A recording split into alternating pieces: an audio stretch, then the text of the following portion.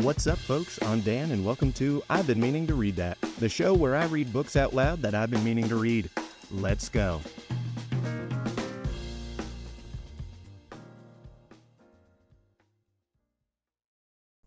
Folks, I just listened to, as strange as it sounds, a sci-fi retelling of Antigone, which I believe is by Sophocles, one of those old Greek guys.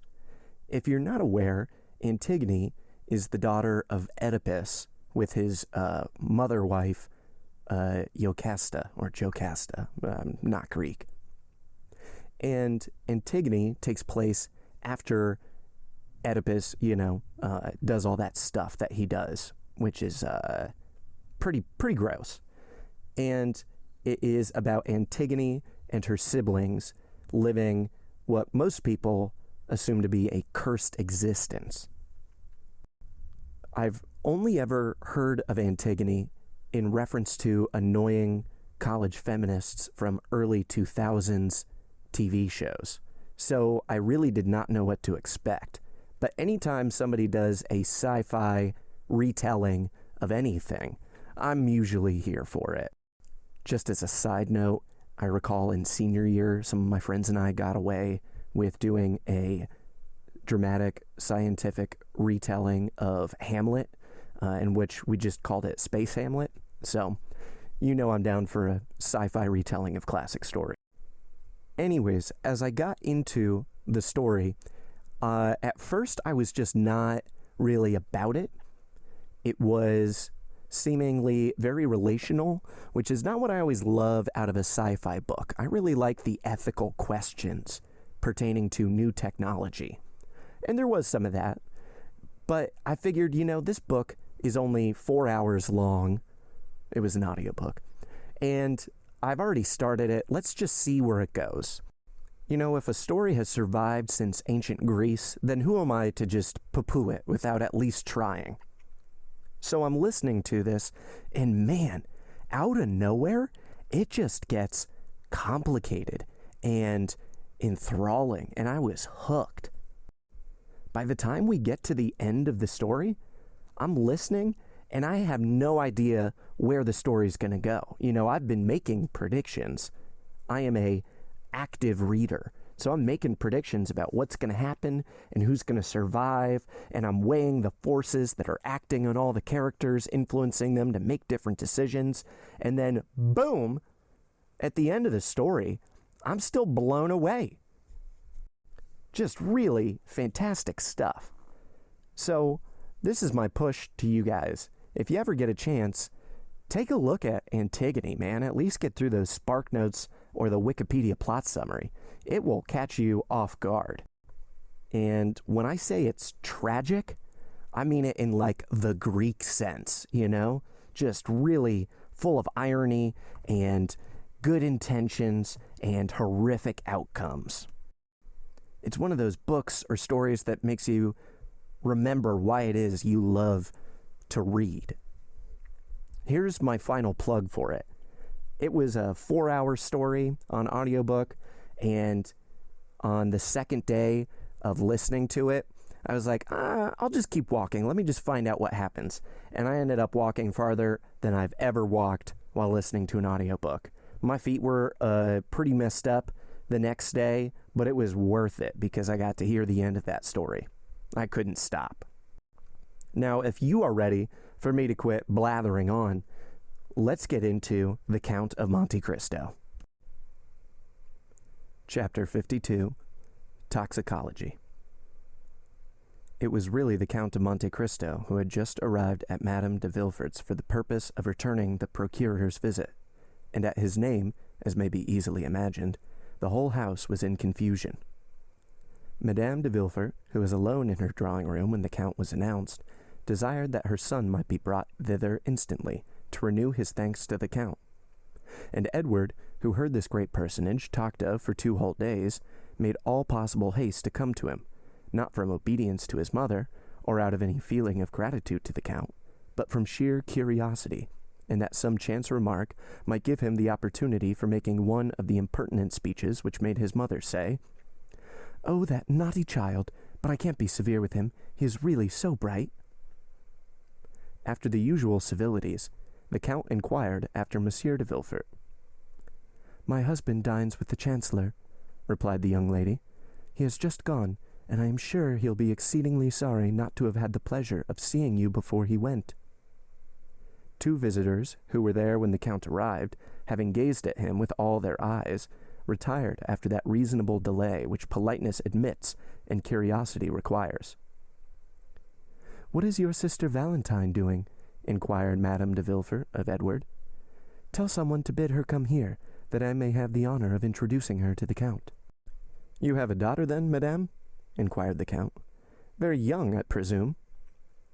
"The daughter of Monsieur de Villefort by his first marriage," replied the young wife. "A fine, well-grown girl." "But melancholy," interrupted Master Edward, snatching the feathers out of the tail of a splendid parakeet that was screaming on its gilded perch, in order to make a plume for his hat. Madame de Villefort merely cried, "Be still, Edward." She then adds, "This young madcap is, however, very nearly right, and merely re-echoes what he has heard me say with pain 100 times, for Mademoiselle de Villefort is, in spite of all we can do to rouse her, of a melancholy disposition and taciturn habit, which frequently injures the effect of her beauty.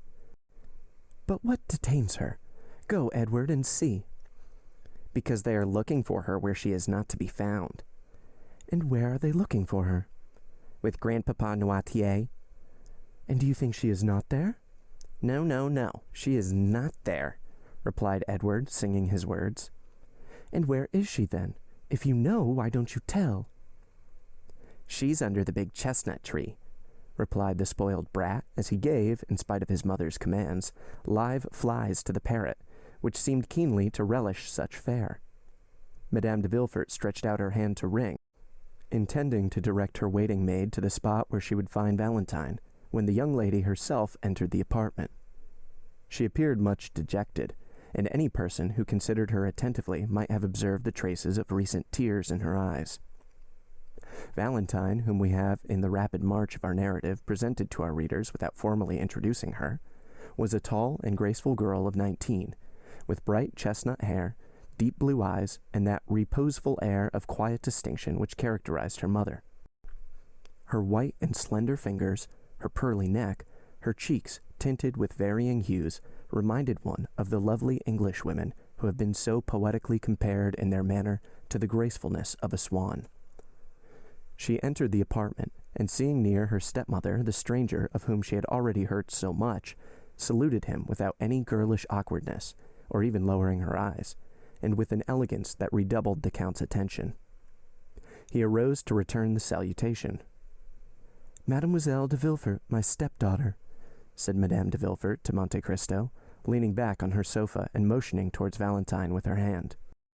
"And Monsieur de Monte Cristo, King of China, Emperor of Cochin China," said the young imp, looking slyly towards his sister. Madame de Villefort at this really did turn pale, and was very nearly angry with this household plague, who answered to the name of Edward, but the Count, on the contrary, smiled, and appeared to look at the boy complacently, which caused the maternal heart to bound again with joy and enthusiasm.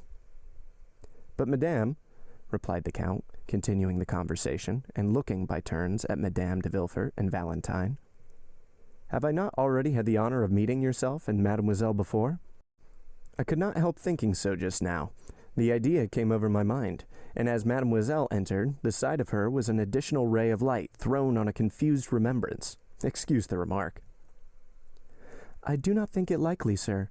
Mademoiselle de Villefort is not very fond of society, and we very seldom go out," said the young lady. "Then it was not in society that I met with Mademoiselle or yourself, or this charming little merry boy. Besides, the Parisian world is entirely unknown to me, for, as I believe I told you, I have been in Paris but very few days. No, but perhaps you will permit me to call to my mind. Stay?" The Count placed his hand on his brow as if to collect his thoughts. "No, it was somewhere away from here. It was, I do not know. But it appears that this recollection is connected with a lovely sky and some religious fate. Mademoiselle was holding flowers in her hand, The interesting boy was chasing a beautiful peacock in a garden, and you, madame, were under the trellis of some arbor. Pray come to my aid, madame. Do not these circumstances appeal to your memory?" "No, indeed," replied Madame de Villefort, "and yet it appears to me, sir, that if I had met you anywhere, the recollection of you must have been imprinted on my memory." "Perhaps the Count saw us in Italy," said Valentine timidly. "Yes, in Italy. It was in Italy, most probably," replied Monte Cristo. "You have traveled, then, in Italy, mademoiselle?" "Yes, Madame and I were there 2 years ago. The doctors, anxious for my lungs, had prescribed the air of Naples. We went by Bologna, Perugia, and Rome." "Ah, yes! True, mademoiselle," exclaimed Monte Cristo, as if this simple explanation was sufficient to revive the recollection he sought. "It was at Perugia on Corpus Christi Day, in the garden of the Hotel des Postes, when chance brought us together. You, Madame de Villefort, and her son. I now remember having had the honor of meeting you." "I perfectly well remember Perugia, sir, and the Hotel des Postes, and the festival of which you speak," said Madame de Villefort.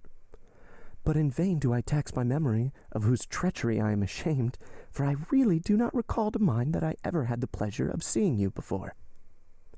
"It is strange, but neither do I recollect meeting with you," observed Valentine, raising her beautiful eyes to the Count. "But I remember it perfectly," interposed the darling Edward. "I will assist you in your memory, madame," continued the Count. "The day had been burning hot. You were waiting for horses, which were delayed in consequence of the festival. Mademoiselle was walking in the shade of the garden, and your son disappeared in pursuit of the peacock." "And I caught it, mamma, don't you remember?" interposed Edward. "And I pulled 3 such beautiful feathers out of his tail." "You, madame, remained under the arbor, but do you not remember that while you were seated on a stone bench, and while, as I told you, Mademoiselle de Villefort and her young son were absent, you conversed for a considerable time with somebody?" "Yes, in truth, yes," answered the young lady, turning very red. "I do remember conversing with a person wrapped in a long woolen mantle. He was a medical man, I think." "Precisely so, madame. This man was myself. For a fortnight I had been at that hotel, during which period I had cured my valet de chambre of a fever, and my landlord of the jaundice, so that I really acquired a reputation as a skillful physician. We discoursed a long time, madame, on different subjects, of Perugino, of Raphael, of manners, customs, of the famous Aqua Tofana, of which they had told you, I think you said, that certain individuals in Perugia had preserved the secret." "Yes, true," replied Madame de Villefort, somewhat uneasily. "I remember now." "I do not recollect now all the various subjects of which we discourse, madame," continued the Count with perfect calmness. "But I perfectly remember that, falling into the error which others had entertained respecting me, you consulted me as to the health of Mademoiselle de Villefort." "Yes, really, sir, you were in fact a medical man," said Madame de Villefort, "since you had cured the sick." "Molière or Beaumarchais would reply to you, madame, that it was precisely because I was not that I had cured my patients. For myself, I am content to say to you that I have studied chemistry and the natural sciences somewhat deeply, but still only as an amateur, you understand." At this moment the clock struck 6. "It is 6 o'clock," said Madame de Villefort, evidently agitated. "Valentine, will you not go and see if your grandpapa will have his dinner?" Valentine rose, and, saluting the Count, left the apartment without speaking. "Oh, madame," said the Count, when Valentine had left the room, "was it on my account that you sent Mademoiselle de Villefort away?" "By no means," replied she, quickly. "But this is the hour when we usually give Monsieur Noirtier the unwelcome meal that sustains his pitiful existence. You are aware, sir, of the deplorable condition of my husband's father?" "Yes, madame. Monsieur de Villefort spoke it of me. A paralysis, I think." "Alas, yes. The poor old gentleman is entirely helpless. The mind alone is still active in this human machine, and that is faint and flickering, like the light of a lamp about to expire. But excuse me, sir, for talking of our domestic misfortunes. I interrupted you at the moment when you were telling me that you were a skillful chemist." "No, madame, I did not say as much as that," replied the Count with a smile. "Quite the contrary. I've studied chemistry because, having determined to live in eastern climates, I've been desirous of following the example of King Mithridates. Mithridates Rex Ponticus, said the young scamp as he tore some beautiful portraits out of a splendid album. The individual who took cream in his cup of poison every morning at breakfast. "Edward, you naughty boy!" exclaimed Madame de Villefort, snatching the mutilated book from the urchin's grasp. "You are positively past bearing. You really disturb the conversation. Go, leave us, and join your sister Valentine in dear Grandpapa Noirtier's room." "The album," said Edward sulkily.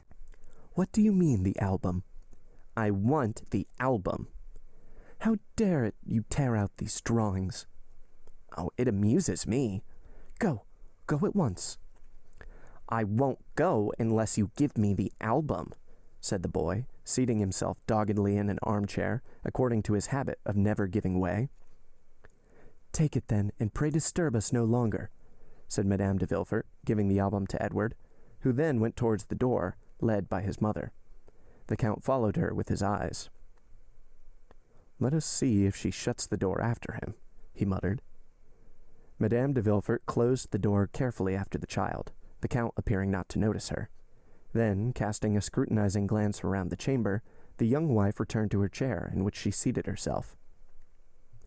"Allow me to observe, madame," said the Count, with that kind tone he could assume so well. "You are really very severe with that dear, clever child." "Oh, sometimes severity is quite necessary," replied Madame de Villefort, with all a mother's real firmness. It was as Cornelius Nepos that Master Edward was repeating when he referred to King Mithridates, continued the Count, and you interrupted him in a quotation which proves that his tutor has by no means neglected him, for your son is really advanced for his years. "The fact is, Count," answered the mother, agreeably flattered, "he has great aptitude, and learns all that is set before him. He has but one fault. He is somewhat willful. But really, on referring for the moment to what he said, do you truly believe that Mithridates used these precautions, and that these precautions were efficacious?" "I think so, madame, because I myself have made use of them, that I might not be poisoned at Naples, Palermo, or at Smyrna. That is to say, on 3 separate occasions when, but for these precautions, I must have lost my life." "And your precautions were successful?" "Completely so." "Yes, I remember now your mentioning to me at Perugia something of this sort." "Indeed?" said the Count with an air of surprise, remarkably well counterfeited. "I really did not remember." "I inquired of you if poisons acted equally, and with the same effect, on men of the north as on men of the south, and you answered me that the cold and sluggish habits of the north did not present the same aptitude as the rich and energetic temperaments of the natives of the south." "And that is the case," observed Monte Cristo. "I have seen Russians devour, without being visibly inconvenienced, vegetable substances which would have infallibly killed a Neapolitan or an Arab." "And you really believe the result would be still more sure with us than in the East, and in the midst of our fogs and rains, a man would habituate himself more easily than a warm latitude to this progressive absorption of poison?" "Certainly, it being at the same time perfectly understood that he should have been duly fortified against the poison to which he had not been accustomed." "Yes, I understand that. And how would you habituate yourself, for instance, or rather, how did you habituate yourself to it?" "Oh, very easily. Suppose you knew beforehand the poison that would be made use of against you. Suppose the poison was, for instance, brucine." "Brucine is extracted from the false angostura, is it not?" inquired Madame de Villefort. "Precisely, madam," replied Monte Cristo. "But I perceive I have not much to teach you. Allow me to compliment you on your knowledge. Such learning is very rare among ladies." "Oh, I am aware of that," said Madame de Villefort. "But I have a passion for the occult sciences, which speak to the imagination like poetry, and are reducible to figures, like an algebraic equation. But go on, I beg of you. What you say interests me to the greatest degree." "Well," replied Monte Cristo, "suppose then that this poison was brucine, and you were to take a milligram the first day, 2 the second day, and so on. Well, at the end of 10 days you would have taken a centigram, At the end of 20 days, increasing another milligram, you would have taken 300 centigrams. That is to say, a dose which you would support without inconvenience, and which would be very dangerous for any other person who had not taken the same precautions as yourself. Well then, at the end of a month, when drinking water from the same carafe, you would kill the person who drank with you, without your perceiving, otherwise than from slight inconvenience, that there was any poisonous substance mingled with the water. Do you know any other counterpoisons? I do not. I have often read, and read again, the history of Mithridates, said Madame de Villefort in a tone of reflection, and had always considered it a fable. No, madame, contrary to most history, it's true. But what you tell me, madame, what you inquire of me, is not the result of a chance query. For 2 years ago you asked me the same questions, and said then that for a very long time this history of Mithridates had occupied your mind. True, sir. The 2 favorite studies of my youth were botany and mineralogy, and subsequently, when I learned that the use of symbols frequently explained the whole history of a people, and the entire life of individuals in the East, as flowers betoken and symbolize a love affair, I have regretted that I was not a man, that I might have been a Flamel, or Fontana, or a Cabanis. And the more, madame, said Monte Cristo, as the Orientals do not confine themselves, as did Mithridates, to make a cuirass of his poisons, but they also made them a dagger. Science becomes, in their hands, not only a defensive weapon, but still more frequently an offensive one. The one serves against all their physical sufferings, the other against all their enemies. With opium, belladonna, brucea, snakewood, and the cherry laurel, they put to sleep all who stand in their way. There is not one of those women, Egyptian, Turkish, or Greek, whom here you call good women, who do not know how, by means of chemistry, to stupefy a doctor, and in psychology to amaze a confessor. Really? Said Madame de Villefort, whose eyes sparkled with strange fire at this conversation. Oh, yes, indeed, madam, continued Monte Cristo. The secret dramas of the East begin with a love philtre and end with a death potion, begin with paradise and end with hell. There are as many elixirs of every kind as there are caprices and peculiarities in the physical and moral nature of humanity. And I will say further, the art of these chemists is capable with the utmost precision to accommodate and proportion the remedy and the bane to yearnings for love or desires for vengeance. But, sir, remarked the young woman, these Eastern societies, in the midst of which you have passed a portion of your existence, are as fantastic as the tales that come from their strange land. A man can easily be put out of the way there. It is indeed the Baghdad and Basra of the 1,001 Nights. The sultans and viziers who rule over society there, and who constitute what in France we call the government, are really Harun al-Rashids and Jafars, who not only pardon a poisoner, but even make him a prime minister, if his crime had been an ingenious one, and who, under such circumstances, have the whole story written in letters of gold to divert their hours of idleness and ennui. By no means, madam. The fanciful exists no longer in the East. There, disguised under other names and concealed under other costumes, are police agents, magistrates, attorneys general, and bailiffs. They hang, behead, and impale their criminals in the most agreeable possible manner. But some of these, like clever rogues, have contrived to escape human justice and succeed in their fraudulent enterprises by cunning stratagems. Amongst us, a simpleton, possessed by the demon of hate or cupidity, who has an enemy to destroy or some near relation to dispose of, goes straight to the grocers or druggists, gives a false name, which leads more easily to his detection than his real one, and under the pretext that the rats prevent him from sleeping, purchases 5 or 6 grams of arsenic.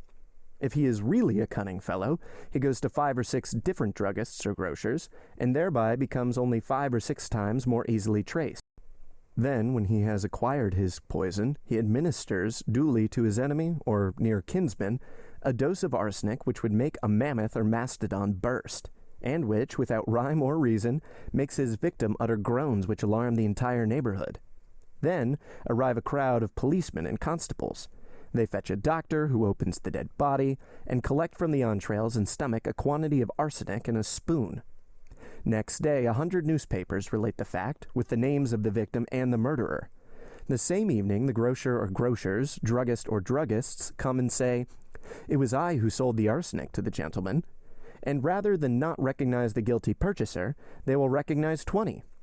Then the foolish criminal is taken, imprisoned, interrogated, confronted, confounded, condemned, and cut off by hemp or steel. Or, if she be a woman of any consideration, they lock her up for life. This is the way in which you northerns understand chemistry, madame. Desrues was, however, I must confess, more skillful. "What would you have, sir?" said the lady, laughing. "We do what we can. All the world has not the secret of the Medicis or Borgias." "Now," replied the Count, shrugging his shoulder, "shall I tell you the cause of all these stupidities?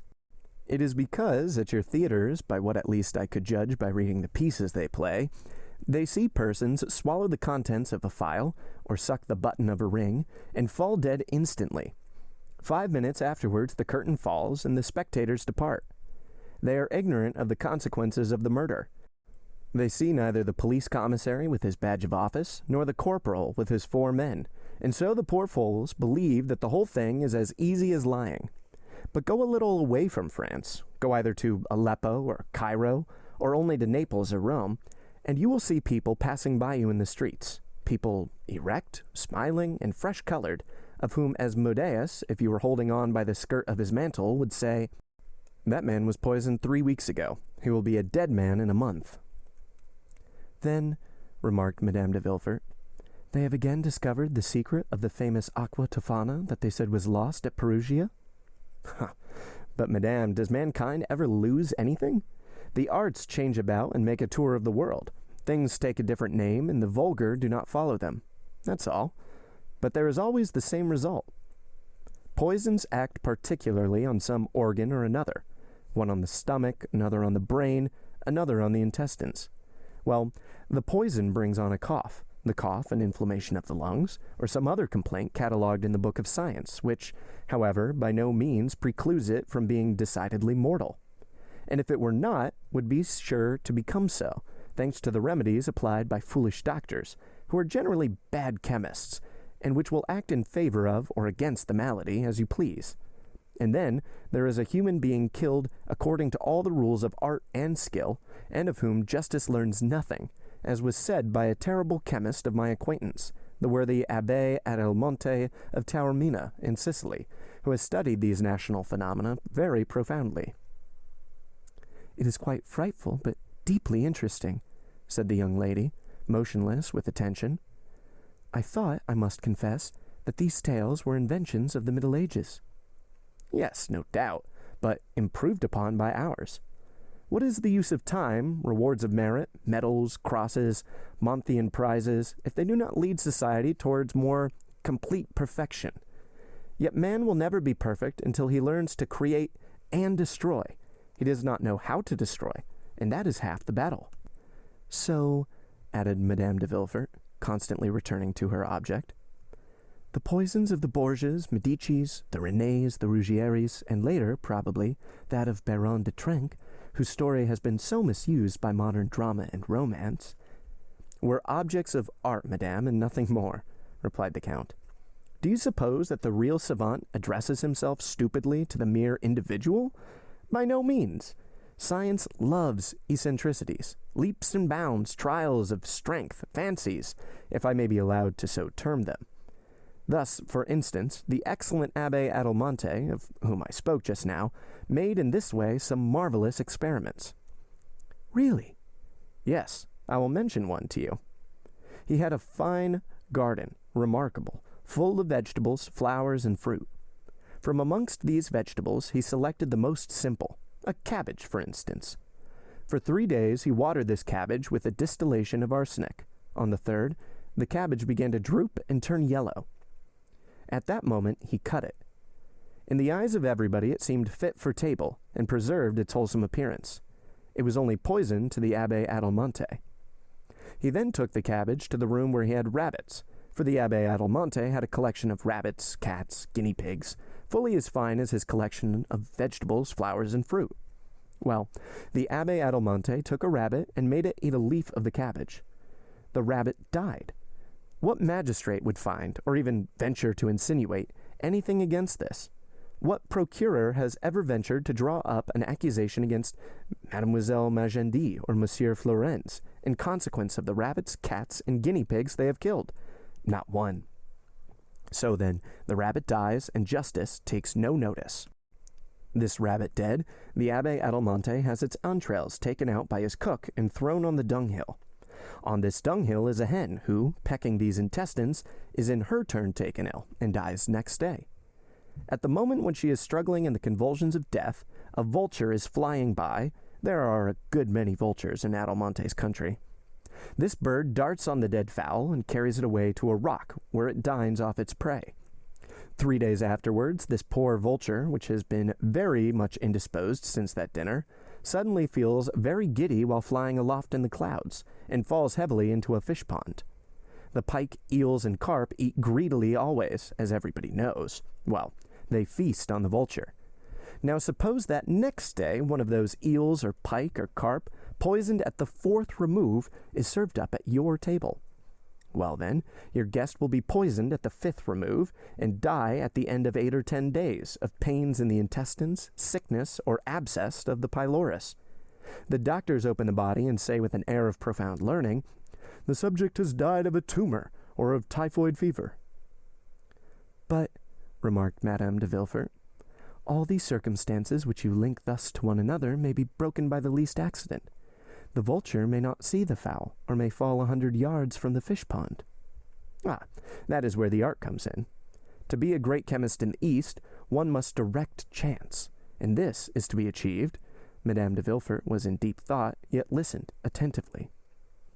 "But," she exclaimed suddenly, "arsenic is indelible, indestructible. In whatsoever way it is absorbed, it will be found again in the body of the victim from the moment when it has been taken in sufficient quantity to cause death." "Precisely so," cried Monte Cristo. "Precisely so. And this is what I said to my worthy Adelmonte. He reflected, smiled, and replied to me by a Sicilian proverb, which I believe is also a French proverb. 'My son, the world was not made in a day, but in 7. Return on Sunday.' On the Sunday following, I did return to him. Instead of having watered his cabbage with arsenic, he had watered it this time with a solution of salts, having their basis in strychnine, strychnos calabrina, as the learned term it. Now, the cabbage had not the slightest appearance of disease in the world, and the rabbit had not the smallest distrust. Yet, 5 minutes afterwards, the rabbit was dead. The fowl pecked at the rabbit, and the next day was a dead hen. This time we were the vultures. So we opened the bird, and this time all special symptoms had disappeared. There were only general symptoms. There was no peculiar indication in any organ, an excitement of the nervous system, that was it. A case of cerebral congestion, nothing more. The fowl had not been poisoned. She had died of apoplexy. Apoplexy is a rare disease among fowls, I believe, but very common among men." Madame de Villefort appeared more and more thoughtful. "It is very fortunate," she observed, "that such substances could only be prepared by chemists. Otherwise, all the world would be poisoning each other constantly." "By chemists and persons who have a taste for chemistry," said Monte Cristo carelessly. "And then," said Madame de Villefort, endeavoring by a struggle and with effort to get away from her thoughts, "however skillfully it is prepared, crime is always crime, and if it avoid human scrutiny, it does not escape the eye of God. The Orientals are stronger than we are in cases of conscience, and very prudently have no hell. That is the point." "Really, madame, this is a scruple which naturally must occur to a pure mind like yours, but which would easily yield before sound reasoning. The bad side of human thought will always be defined by the paradox of Jean-Jacques Rousseau, you remember, the mandarin who is killed 500 leagues off by raising the tip of the finger. Man's whole life passes in doing these things, and his intellect is exhausted by reflecting on them. You will find very few persons who will go and brutally thrust a knife in the heart of a fellow creature, or will administer to him, in order to remove him from the surface of the globe on which we move with life and animation, that quantity of arsenic of which we just now talked. Such a thing is really out of rule, eccentric or stupid. To attain such a point, the blood must be heated to 36 degrees, the pulse be, at least, at 90, and the feelings excited beyond the ordinary limit. But suppose one pass, as is permissible in philology, from the word itself to its softened synonym. Then, instead of committing an ignoble assassination, you make an elimination. You merely and simply remove from your path the individual who is in your way, and that without shock or violence, without the display of the sufferings which, in the case of becoming a punishment, make a martyr of the victim, and a butcher, in every sense of the word, of him who inflicts them. Then there will be no blood, no groans, no convulsions, and above all, no consciousness of that horrid and compromising moment of accomplishing the act. Then one escapes the clutch of the human law which says, "Do not disturb society." This is the mode in which they manage these things and succeed in Eastern climes, where there are grave and phlegmatic persons who care very little for the questions of time and conjunctures of importance. Yet conscience remains, remarked Madame de Villefort in an agitated voice and with a stifled sigh. Yes, answered Monte Cristo. Happily, yes, conscience does remain, and if it did not, how wretched we should be. After every action requiring exertion, it is conscience that saves us, for it supplies us 1,000 good excuses, of which we alone are judges, and these reasons, however excellent in producing sleep, would avail us but very little before a tribunal, when we were tried for our lives. Thus, Richard III, for instance, was marvelously served by his conscience after the putting away of the 2 children of Edward IV. In fact, he could say, "These 2 children of a cruel and persecuting king, who have inherited the vices of their father, which I alone could perceive in their juvenile propensities, these 2 children are impediments in my way of promoting the happiness of the English people, whose unhappiness they, the children, would infallibly have caused." Thus was Lady Macbeth served by her conscience when she sought to give her son, and not her husband, whatever Shakespeare may say, a throne. Ah, maternal love is a great virtue, a powerful motive, so powerful that it excuses a multitude of things, even if, after Duncan's death, Lady Macbeth had been at all pricked by her conscience. Madame de Villefort listened with avidity to these appalling maxims and horrible paradoxes, delivered by the Count with that ironical simplicity which was peculiar to him. After a moment's silence, the lady inquired, "Do you know, my dear Count," she said, "that you are a very terrible reasoner, and that you look at the world through a somewhat distempered medium? Have you really measured the world by scrutinies, or through alembics and crucibles? For you must indeed be a great chemist, and the elixir you administered to my son, which recalled him to life almost instantaneously—" "Oh, do not place any reliance on that, madame. 1 drop of that elixir sufficed to recall life to a dying child, but 3 drops would have impelled the blood into his lungs in such a way as to have produced most violent palpitations. 6 would have suspended his respiration, and caused syncope more serious than that in which he was. 10 would have destroyed him. You know, madame, how suddenly I snatched from those phials which he so imprudently touched." "Is it then so terrible a poison?" "Oh, no. In the first place, let us agree that the word poison does not exist, because in medicine use is made of the most violent poisons, which become, according as they are employed, most salutary remedies." "What then is it?" "A skillful preparation of my friend the worthy Abbé Monte, who taught me the use of it." "Oh," observed Madame de Villefort, "it must be an admirable antispasmodic." "Perfect, madame, as you have seen," replied the Count, "and I frequently make use of it, with all possible prudence, though, be it observed," he added with a smile of intelligence. "Most assuredly," responded Madame de Villefort in the same tone. "As for me, so nervous and so subject to fainting fits, I should require a Dr. Adelmonte to invent for me some means of breathing freely and tranquilizing my mind, in the fear I have of dying some fine day of suffocation. In the meanwhile, as the thing is difficult to find in France, and your abbé is not probably disposed to make a journey to Paris on my account, I must continue to use Monsieur Planchet's antispasmodics, and mint and Hoffman's drops are among my favorite remedies. Here are some lozenges which I have made up on purpose. They are compounded doubly strong." Monte Cristo opened the tortoise-shell box, which the lady presented to him, and inhaled the odor of the lozenges with the air of an amateur who thoroughly appreciated their composition. "They are indeed exquisite," he said, but as they are necessarily submitted to the process of deglution, a function which is frequently impossible for a fainting person to accomplish, I prefer my own. Undoubtedly, and so should I prefer it, after the effects I have seen produced. But of course it is a secret, and I am not so indiscreet as to ask it of you. But I, said Monte Cristo, rising as he spoke, I am gallant enough to offer it to you. How kind you are. Only remember one thing. A small dose is a remedy. A large one is poison. 1 drop will restore life, as you have seen. 5 or 6 will inevitably kill, and in a way the more terrible inasmuch as, poured into a glass of wine, it would not in the slightest degree affect its flavor. But I say no more, madame. It is really as if I were prescribing for you. The clock struck 6:30, and a lady was announced, a friend of Madame de Villefort, who came to dine with her. If I had the honor of seeing you for the 3rd or 4th time, Count, instead of only for the 2nd, said Madame de Villefort, if I had had the honor of being your friend, instead of only having the happiness of being under an obligation to you, I should insist on detaining you to dinner, and not allow myself to be daunted by a first refusal. 1,000 thanks, madame, replied Monte Cristo, but I have an engagement which I cannot break. I have promised to escort to the Academy a Greek princess of my acquaintance who has never seen your grand opera, and who relies on me to conduct her thither. Adieu, then, sir, and do not forget the prescription. In truth, madame, to do that I must forget the hour's conversation I have had with you, which is indeed impossible. Monte Cristo bowed and left the house. Madame de Villefort remained immersed in thought.